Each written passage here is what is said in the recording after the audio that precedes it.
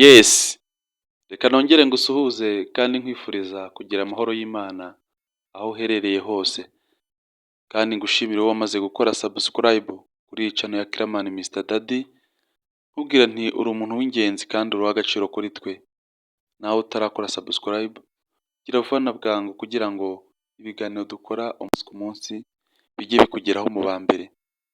Ni wa muhungu wanyu James Legend, akaba ari njye tugiye kubana muri My Heart Talking and Comment.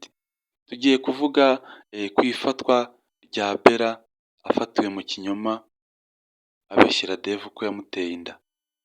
Nk'uko mubizi Bella uyu nguyu amaze iminsi itari mikeya kwa Dave, aho yamushinjaga ko yamuteye inda, ngira ngo murabyibuka ko yamubwiye ko yamuteye inda igihe yavaga kwa boyfriend we yamurakaje cyane, hanyuma agaca kwa Dave akamuganiza ku byabaye, hanyuma yamara kubimuganirizaho akabona afite stress, mbese bishobora gutuma yajya no mu muhanda ataha, akaba ashobora no kuba banamugonga ku bw'izo stress.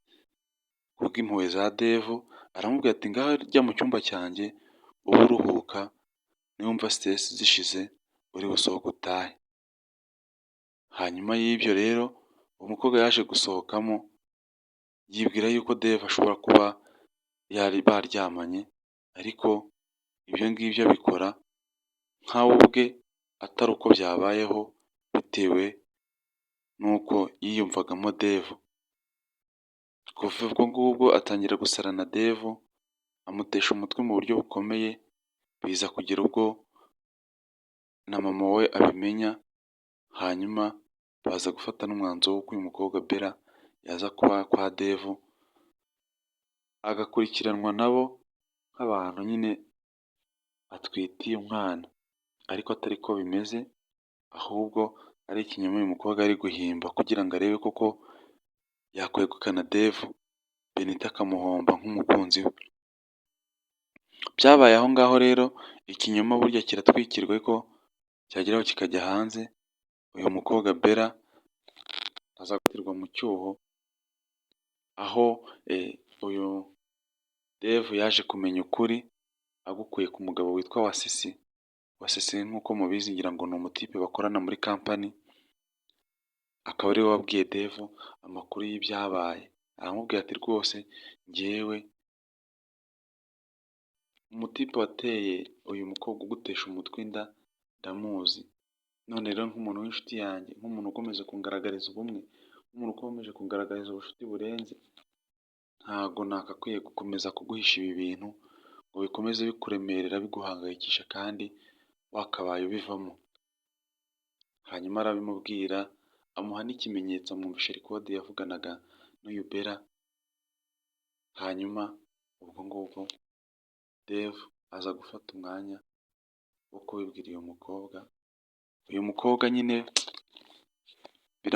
biramurakaza cyane, biramuriza, yigira nyine nk'umuntu utunguwe nabyo, ariko Dave aramubwira ati rwose njyewe ndi bukurakare bikomeye cyane nutambwira uwaguteye inda ngo abe ari we usanga njyewe umpa amahoro n'igihe cyose namaze mpangayikishijwe nawe ngo njye waguteye inda. Umukobwa amwikubita imbere arapfukama, reka sinakubwira ati byose nabikoze kubera kugukunda, nzi ko uzagira aho wenda ukankunda, ati none nyine byaranze n'iki, ati rwose Dave mbabarira n'iki. Umutipe ati ntabyo kukubabarira ahubwo nakabaye ngukubita, ati ariko kubera ko utwite ibi byose ndabyirengagije, ati icyo nagusaba uhambire ujya iwanyu hanyuma umpe amahoro. Guys, ari wowe wabeshyewe n'umukobwa ko wamuteye inda, ukaza kumenya nyuma ko atari we wamuteye inda kandi waramufashe mu buryo bungana gutya, ese ho wabyakira ute, wabikoraho iki? Mbibutse ko izi nkuru muzitegurirwa kandi mukazigezwaho nanjye James Legend wamamaye. Ndabakunda cyane kandi mbahoza ku mutima, babwira nti Imana y'u Rwanda ihorane namwe.